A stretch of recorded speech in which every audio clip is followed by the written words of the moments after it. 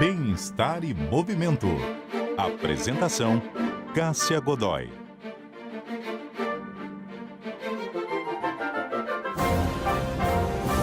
Bem-estar em movimento hoje no ar para falar de trilhas como prática esportiva. Uma atividade que vai além do lazer. Envolve preparo físico, contato com a natureza e pode ser acessível. Quem está conosco hoje é a Karen Bassi, fisioterapeuta, ela própria trilheira, especializada em esportes que, entre outras atividades, atua em um grupo que auxilia pessoas com deficiência em trilhas. E quem está conosco também é o Ricardo Shimozakai, que é consultor e professor. Ele é especialista em acessibilidade e inclusão.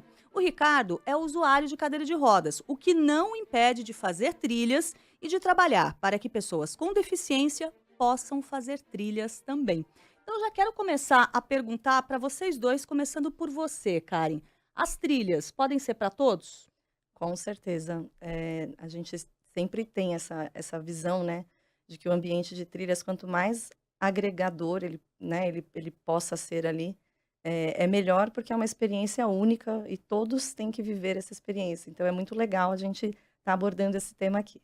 E como que é essa experiência para você, Ricardo? E aí eu quero saber dos dois períodos, do período que você não usava cadeira de rodas, do período que você passou a usar. Como que começou o seu envolvimento com as trilhas? Antes de me tornar uma pessoa com deficiência, né, isso foi em 2001, eu já tinha muito gosto, né, por natureza e outras coisas mais. Eu fui escoteiro por 15 anos, então acampava e fazia caminhadas, então isso já era algo de mim. E depois que eu me tornei uma pessoa com deficiência, um cadeirante, na verdade, eu quis retomar as coisas que eu sempre fazia e gostava. E foi a procura disso, né? É claro que muitas coisas, né, a gente ainda não tinha aqui no Brasil. Às vezes você até encontrava coisas lá fora, mas que você não tinha oportunidade no Brasil. Na verdade, a gente está em um desenvolvimento, né, aqui no Brasil para muitas coisas. Então, eu mesmo decidi pegar e trazer essas coisas que eu via lá fora, aqui para o Brasil e tentar implantar. E não só de quem oferece, mas também tentar mudar a cabeça dos meus colegas com deficiência, porque às vezes as próprias pessoas tinham algum tipo de impedimento, né? Uhum. Daqui a pouco eu quero te ouvir mais sobre equipamento, sobre cadeiras para isso e também sobre essa mudança de cultura. Ô, Karen, como que você começou a fazer trilhas? Nossa. Aquela experiência básica, cachoeiras, né? Para chegar na cachoeira tem que passar por uma trilha, né? Mas aí comecei a perceber que o que eu mais gostava era a expedição, a jornada até o ponto onde eu queria. Até que você se submete a situações mesmo quando você não vai ter visual, né, porque esse é um dos principais motivos. Eu quero ver o mirante, né, eu quero ter aquele visual da serra. Às vezes o tempo fechado, vamos assim mesmo, né, pela experiência é fantástica, uma experiência de superação, pessoal, né, muito boa em questões hormonais, libera dopamina, né, serotonina, uma atividade física, muito gostosa ao ar livre. E você se Então lembra qual foi a primeira trilha que fez com que você virasse aquela chave e pensasse assim: agora eu quero fazer cada vez mais? Nossa, eu te falar que foi uma bem simples, que é aqui em São Paulo, que é o Pico do Jaraguá. Bem simples, assim, você estaciona o carro, a trilha tem 4 quilômetros, mas foi o suficiente para eu sentir o contato e falar: "Quero mais". E aí comecei a acampar, né, fazer as expedições de mais dias. E para você, Ricardo, qual foi a primeira trilha que te despertou para a vontade de continuar nesse caminho? A primeira trilha, acho que foi alguma coisa simples também.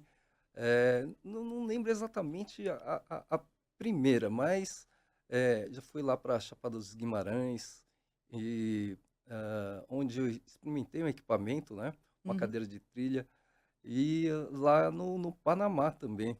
Uma vez, quando eu fui dar uma palestra ali, a gente fez algumas experiências ali, né, com esse equipamento de cadeira de trilha. Só que, na verdade, existem uma, a ideia original dessa cadeira de trilha é francesa, existe há muito tempo. Aham. Ela se chama Joelette. E há uma versão brasileira que é alguma coisa mais recente, né? Então eu já experimentei esses dois tipos de equipamento.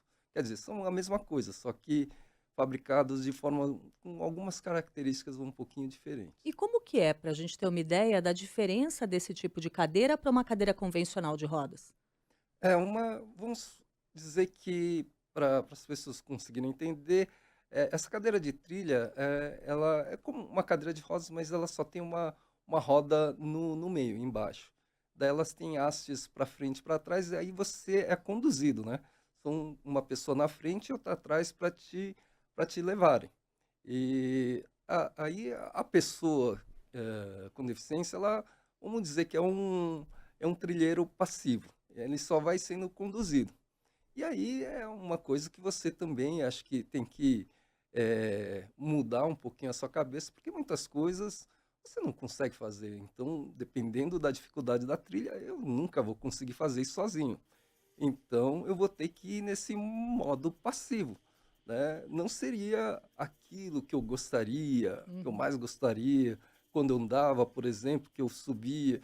Mas agora, essa é a sua nova vida, né? Você tem que ter uma questão de aceitação daquilo que você consegue e daquilo que você pode aproveitar. E em relação a essa cadeira, que agora é feita no Brasil, inspirada nessa cadeira francesa, é muito diferente? Tem alguns pontos, né? Se você olhar, ela parece igual, né? Assim como se você olhar algumas cadeiras de rodas, mas tem especificidades aí que o pessoal aqui do Brasil eles quiseram dar uma barateada, vamos dizer assim, no equipamento, nos materiais. Então colocaram, vamos dizer que a qualidade de alguns pontos caiu um pouco. Algumas coisas não fazem tanta importância, mas tem alguns pontos, a cadeira de rodas ela tem umas hastes que servem para quando você parar, né, para o pessoal não precisar ficar segurando sempre, você, seria como se fosse um pés, né, Uhum. você pega, abre e ela fica ali, a cadeira parada. Nessa cadeira francesa são barras de ferro, né, que são pesadas, e na cadeira brasileira, a Juliette, eles pegaram até um nome, Aham.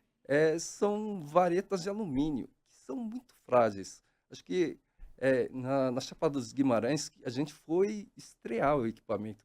Na primeira parada, o negócio já deu um entortado, né? Então, é uma coisa que vai para a segurança. Uhum. Então, eles precisariam mudar algumas coisas, né? Algumas coisas nem não é tanto, quem sabe, para alguma coisa de conforto, mas esse item, por exemplo, já é algo relacionado à segurança e precisa ser mudado. Sem dúvida, é algo para ficar atento, né? É É. bom que É. você tenha atenção com isso, até para trazer aqui para os nossos ouvintes que eventualmente estejam curiosos.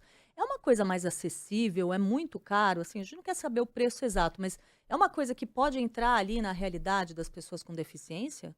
Eu acho que esse tipo de equipamento não é uma coisa que alguém, a pessoa física vá comprar, né?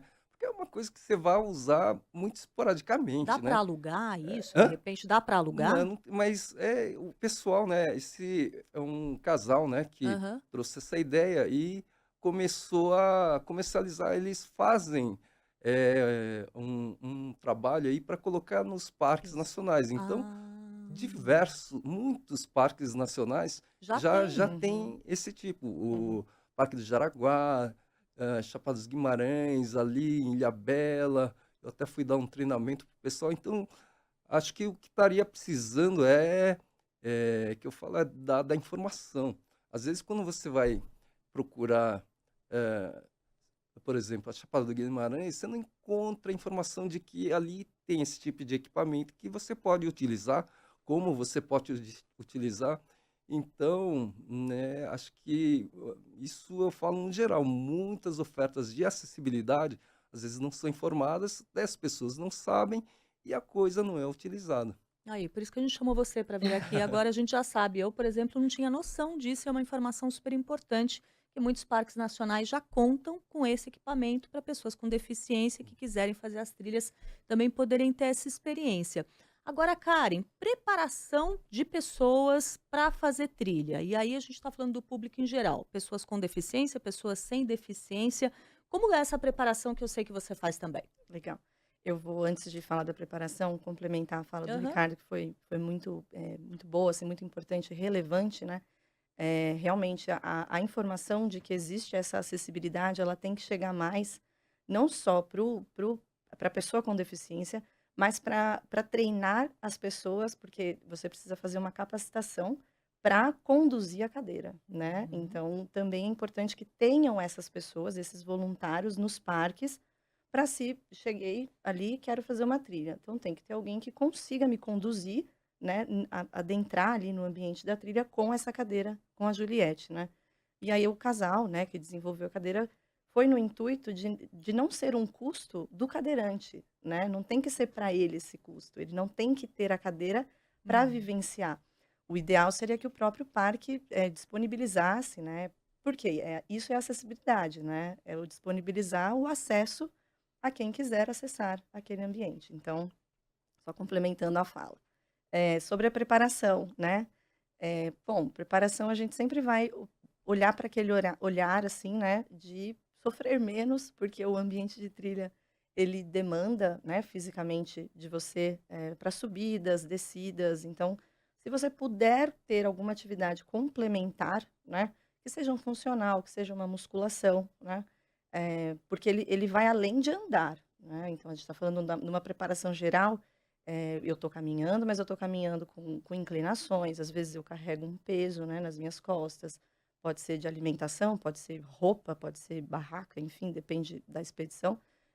Então é muito importante eu ter ali treinos resistidos, né, com carga externa, então que seja na musculação, que seja um funcional, que seja, fazer em casa, do ambiente de casa, exercícios ali de agachamento, de subir e descer. Então isso te deixa mais preparado ali para o ambiente de trilha, né. Uhum. Acho Como que que é a sua realidade de preparação, quando você sabe que vai participar de uma expedição e no dia a dia? Porque eu sei que você é uma pessoa muito ativa. Eu me preocupo, né, eu penso em fazer uma atividade física todo dia. Porque houve uma época aí que, vamos dizer, eu meio que relaxei e deixei a atividade física de lado. Mas aí eu comecei a perceber que a minha cadeira de rodas ela está ficando pesada. Eu estava começando a ter dificuldade para fazer algumas coisas. O negócio não é a cadeira de rodas que estava ficando pesada, era eu que a minha condição física que estava ficando ruim pela falta de exercício, né? Então, eu pessoalmente, confesso que eu não gosto de fazer exercícios físicos, mas isso vai me tirar, vamos dizer, o prazer de passear, viajar. Eu não vou ter capacidade física suficiente para fazer o que eu gosto. Então, é uma coisa que eu tenho que fazer para a saúde no geral. Eu acho que fazendo exercícios eu vou me prevenir, vou estar mais forte e não pegar algumas doenças ou coisas parecidas. Então, eu sempre procuro fazer. Acho que para mim, pelo menos, do que eu vejo nessa porque às vezes eu acho que mais importante do que fazer picos de exercício é ter uma rotina e fazer isso sempre. Então, é isso que eu procuro fazer, né. E o que que você faz de atividade física? São exercícios de resistência? O que que você gosta de fazer e costuma fazer principalmente? Eu faço muito ali em casa, né. Já fiz academia, isso, mas Uhum. por questões de, às vezes, de tempo e coisa, eu tenho pesos elásticos, eu comprei 2 equipamentos que são aí coisas mais específicas, que são tipo um pedal motorizado, né. Então, eu coloco ali e minhas pernas vão mexendo, porque senão, eh exercícios de força eu não consigo fazer com minhas pernas, Uhum. mas elas precisam se exercitar. E tem uma cadeira que você fica de pé também, para circulação, para ossos. Eu até, vamos dizer que eu brigo, às vezes, com alguns colegas em ter esse tipo de equipamento, né. É caro, não é para todo mundo, certo? Mas eu tenho muitos colegas que têm dinheiro, gastam dinheiro com muita coisa e não fazem esse tipo de cuidado, que eu acho super importante. E para quem pode é um investimento na própria Isso, saúde, né? é.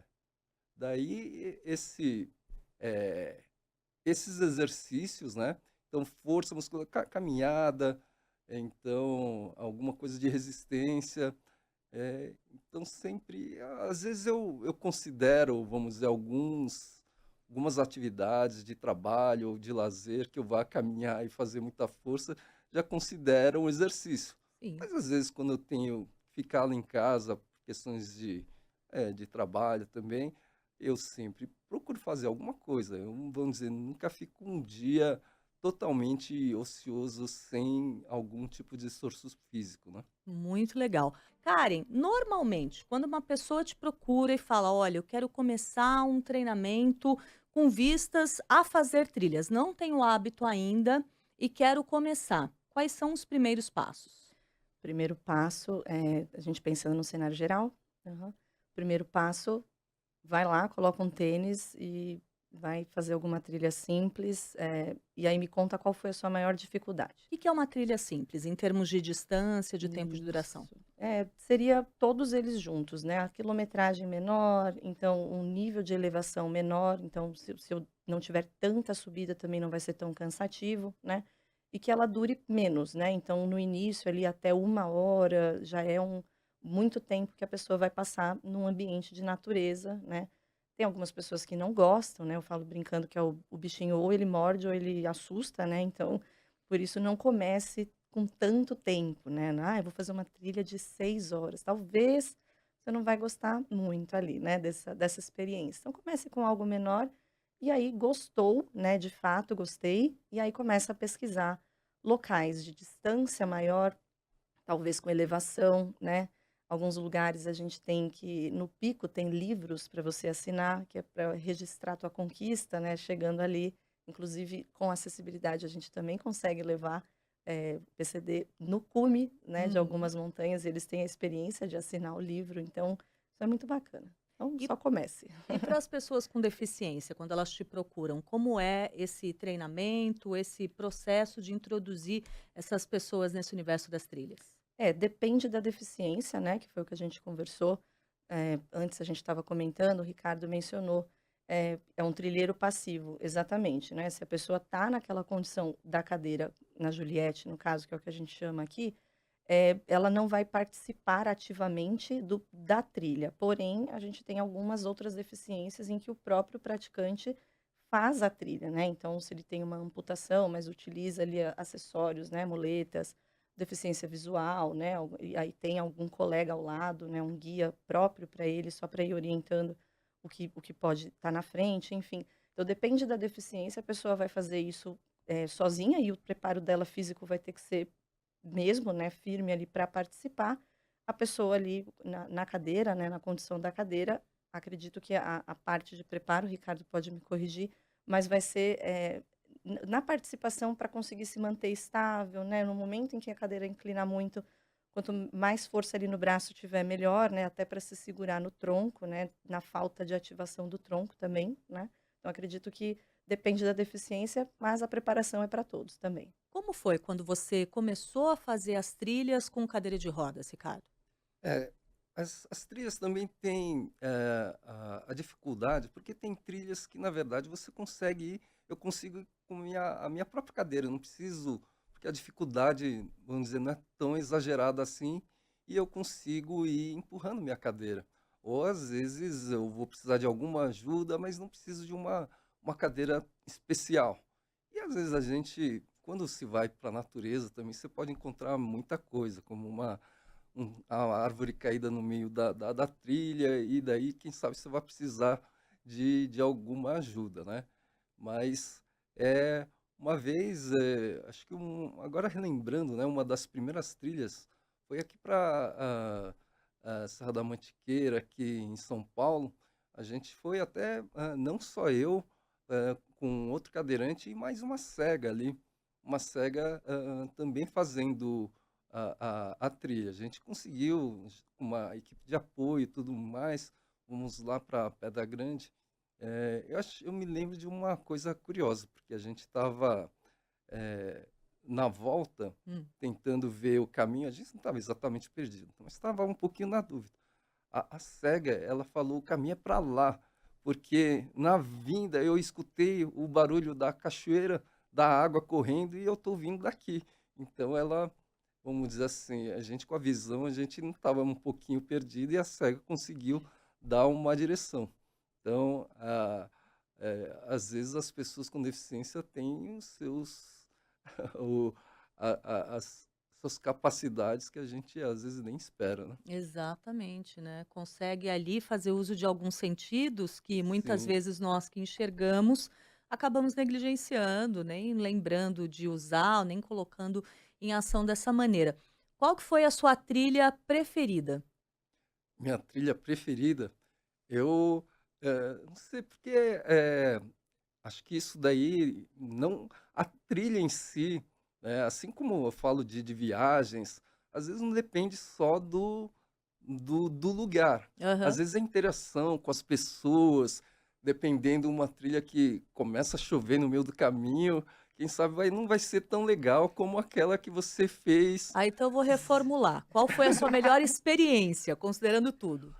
Acho que foi essa, a trilha lá do Panamá, né, que eu pude experimentar pela primeira vez, né, a cadeira de trilha original, e foi com o pessoal e ali, como eu falei, eu fui para um evento, né, fui dar uma palestra, era um evento sobre turismo acessível, encontrei vários outros colegas que trabalhavam com isso de diferentes países, então tudo foi muito gostoso, vamos dizer assim. E como que era essa trilha em si? Que tipo de cenário você encontrava? Era um tipo de trilha em que tinha atrativos, como a Karen mencionou no primeiro bloco, que às vezes a pessoa vai por causa de um mirante, por causa de uma cachoeira.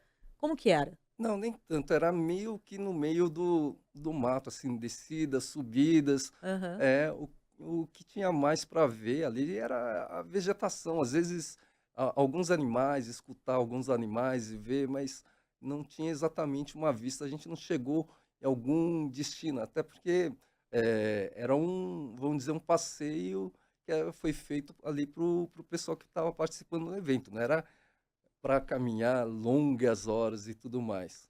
Então foi um passeio mais curto, mas deu para ver várias coisas. Acho que a interação em ver a natureza e ver os animais, principalmente às vezes para a gente que é da cidade e não tem tanto contato com isso, acaba sendo uma coisa genial, né? É muito bom. E Karen, em relação à segurança, né? Quais são as orientações para quem está começando a entrar nesse universo das trilhas? O que que a pessoa tem que levar em consideração para que seja uma experiência bacana e segura? É. Não tem como não tirar, o mérito de guias, né, então no início vá com guias, né, capacitados, que tenham ali o cadastro deles, né, oficiais, porque é um ambiente diferente, né, é um ambiente que pode ser hostil, você não conhece, então, não vá sozinho de primeira, ou pelo menos vá com alguém que já tenha experiência no primeiro momento. Então, de cara, já diria isso, né. Tem a parte dos equipamentos que é Uhum, relevante, sim. então, a gente mencionou aqui a moça que você mencionou que foi a guia de vocês, né, com deficiência visual. Pra eles, por exemplo, o tênis tem que ser com gripe maior, né, quanto maior o gripe deles, melhor para estabilidade. O grip explica pra gente, é aquela parte do tênis que vai ajudar na aderência? Exatamente. Então, quanto mais cravinhos ali ele tiver para travar, para evitar um escorregamento, né, um deslize melhor. O uso do bastão, né, então são equipamentos que para um deficiente visual ele já utiliza o deles, né, no dia a dia para à frente deles, né, no ambiente de trilha mais importante ainda. A importância também da cadeira Juliette, caso vá utilizar, caso vá ser uma trilha que precise da cadeira, tem que verificar se ela tá tudo correto, ela foi reformada, né, tá tudo bem, testar tudo antes de pôr para o ambiente, né, da trilha. Enfim, né, a gente pode crescer aqui a parte de segurança, mas acredito que os principais é o calçado ideal, né, para um ambiente ali, para você escorregar menos, porque pode acontecer mesmo com um calçado ideal, o uso do bastão, né, então isso tudo te mantém numa segurança maior também. E quando você compara, Ricardo, porque você tem algumas experiências muito interessantes, tanto de fazer trilhas aqui no Brasil, como fazer em outros países também, né? Quando você compara a situação dos parques, a situação de segurança, como essas pessoas são recebidas para as trilhas, quais são as semelhanças e diferenças que você percebe? Eu acabei lembrando de uma outra experiência que eu tive, foi lá em Palma de Maiorca, né, na Espanha. Ali é uma organização que ela tem várias atividades, pessoas capacitadas e equipamentos, né? Então eu subi uma montanha ali com um equipamento, só que aí é um equipamento motorizado, era tipo uma cadeira 4x4. Só que daí o negócio é que eu comandava o equipamento. Então vamos dizer, já eu não sou tão passivo assim. Uhum. Eu não sou eu exatamente que estou escalando aquele negócio, mas eu estou no comando, né? E por assoalhos, ou pisos e coisas muito difíceis, né? Pedras e coisas. Então foi outra experiência incrível, né? Então a gente, alguns lugares tem um preparo, já tem uma consciência, mas aí é no geral, não só de quem oferece, mas da própria pessoa com deficiência também, já tem uma outra visão do que é acessibilidade, do que é ter uma deficiência. Espanha é um lugar muito bom, a Alemanha também muito bom. A gente tem outros lugares, aqui na América do Sul, vamos dizer, acho que o Brasil ainda é o melhor país. Mas acho que a gente tem muito a aprender. A gente, muita coisa a gente enrosca aqui com questões de políticas e outras coisas mais, né? Mas por isso que às vezes muita gente acaba indo lá para fora para poder vivenciar essas oportunidades que às vezes a gente não tem aqui. Então, Uhum. por muitas questões. E reforçando de novo, a gente tem muitas oportunidades de passeios, não só de trilhas, de um modo geral, até de, sei lá, de museus e de outras coisas que não são informados e que daí o pessoal não vai por causa da informação. Eu tenho trabalhado muito nisso, porque já é uma coisa um pouco mais fácil. Mais difícil já foi feito, que é Uhum. colocar ali a estrutura, ou não só para pessoas cegas, ter audiodescrição e libras para surdos, e esse negócio não é informado. Então, a Alemanha, por exemplo, eles têm, o Ministério do Turismo da Alemanha, no site deles, tem uma página só sobre turismo acessível. Indicam passeios para todo o país, para todos os tipos de deficiência, para todos os serviços, hotéis, parques, transportes, agências. E daí, com isso, o turismo acessível movimenta muito dinheiro. Claro, se houver condições, né? Uhum. Poxa, que bacana. É. Quero terminar aqui com uma palavra sua, Karen, para quem quer começar a fazer trilhas, pessoas de geral, pessoas com deficiência. O que que você diria para essas pessoas que ainda estão meio indecisas, que não sabem se é para elas, talvez tenham um pouco de medo? O seu recado. É, eu ia falar um se joga, né, mas encare, né, encare. Acho que eu usaria essa palavra. Bacana. E com preparação. Quero agradecer demais a participação da fisioterapeuta especializada em esportes, a Karen Bassi, que esteve aqui conosco, nos ajudando a trilhar esse caminho por essa atividade. Obrigada, viu, Karen? Eu que agradeço, Cássia, é um assunto que eu adoro e ainda trazendo a visão da acessibilidade, muito importante. E quero agradecer demais também toda a experiência compartilhada conosco pelo Ricardo Shimozakai, que é consultor e professor, especialista em acessibilidade e inclusão. Ricardo, muito obrigada. Tenho certeza que você inspirou muita gente que está nos escutando. Eu que agradeço, quer dizer, essa é uma da ideia. O negócio eu fui inspirado no meu começo, eu quero inspirar outras pessoas agora também. Muito bom. Bem-estar em Movimento conta com a produção da Letícia Valente, os trabalhos técnicos em áudio e vídeo da Débora Gonçalves e a edição do Rafael Furugem. Eu volto na semana que vem e espero por você. Bem-estar e movimento. Apresentação: Cássia Godoy.